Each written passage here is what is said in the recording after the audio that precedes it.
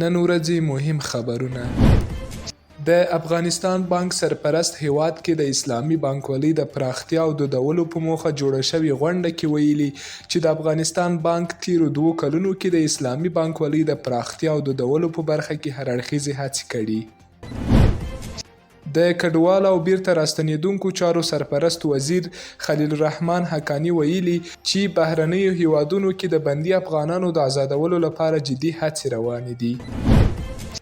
قطر کې د اسلامي امارت د سیاسي دفتر مشر سهیل شاهین په دوحه کې د افغانستان لپاره د متحده ایالاتو له ځانګړي استازي توماس ویسټ سره لیدنه کې دواړو لوریو له پاکستان څخه د افغان کډوالو په ایستلو، د نشه یي توکو د قاچاق په مخنیوي او یو شمېر نورو موضوعاتو خبرې کړي.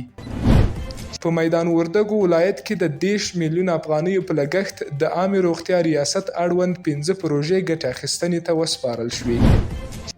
د ترکیې یو شمېر پانګوالو د اوبو او برېښنا له سرپرست وزیر سره په لیدنه کې د اوبو په برخه کې د پانګونې لیوالتیا ښودلې ده.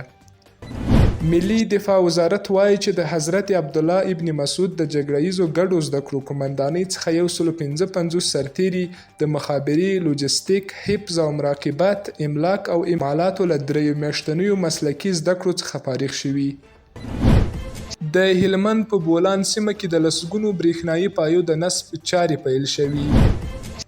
د خوست ولایت د صنعت او سوداګرۍ ریاست خبر ورکړی دی چې په دغه ولایت کې د صنعتي پارک هغه ځمکه چې له غصب خلاصه شوي پرون پکې د 18 میلیون افغانیو په لګښت د یو شمېر پروژو چارې پیل شوي دي.